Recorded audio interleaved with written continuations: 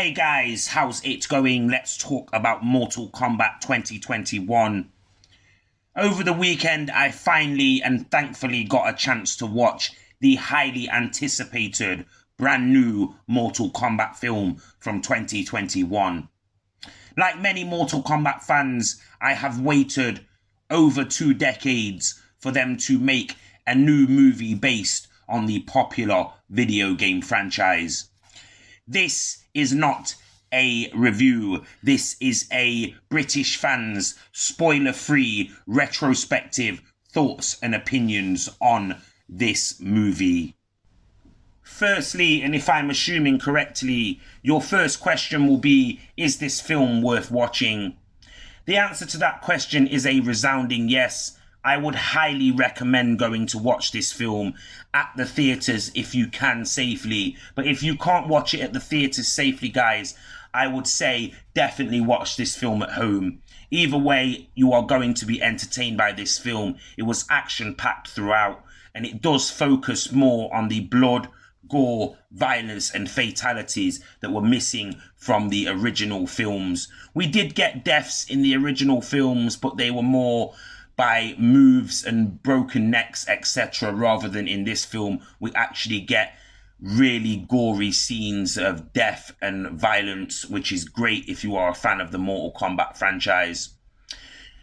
I would recommend watching the original Mortal Kombat films though, because you get to see how different the characters are treated and how different they change the plot. Speaking of plot, this film does have a lot of plot convenience and is lacking in certain departments. There was something in this film, though, that I am going to point out.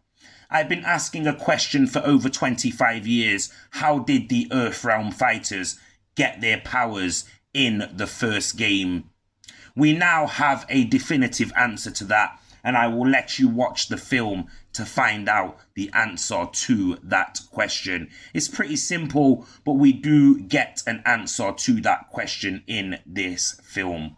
If you watched the original Mortal Kombat movie, you would know that in that movie, they made zero reference to the fact that the Earthrealm characters were supposed to have had powers and special abilities.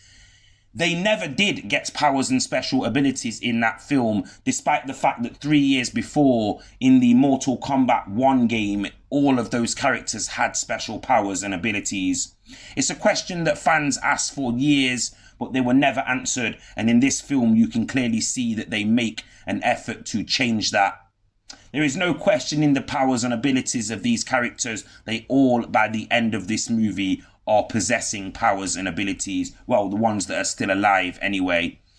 I can tell you for a fact, guys, that this decision was a very, very positive decision for me.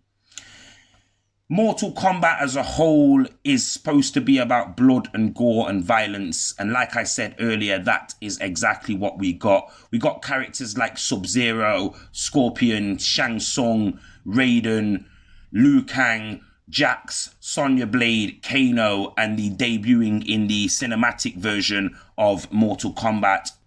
And that is Kung Lao. There are other characters that are making their debut in the Mortal Kombat film series, but I will leave it for you to discover who they are. Now, I couldn't get through this without talking about the controversy that surrounds this film. There are, of course, multiple characters missing from this film, but we will get sequels according to the developers and producers, so hopefully we'll get to see some of them characters in the future.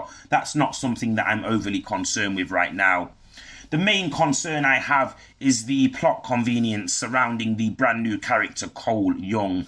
Not only is he a family descendant of one of the most popular characters, when he got his powers, he then became an armored-like version of a different character. And also, at the end of the film, they also teased that he may actually be a different character. That was where I drew the line, and a lot of people would say that that's a little bit too much of a plot convenience. If you didn't want those characters in the film, you shouldn't have referenced them.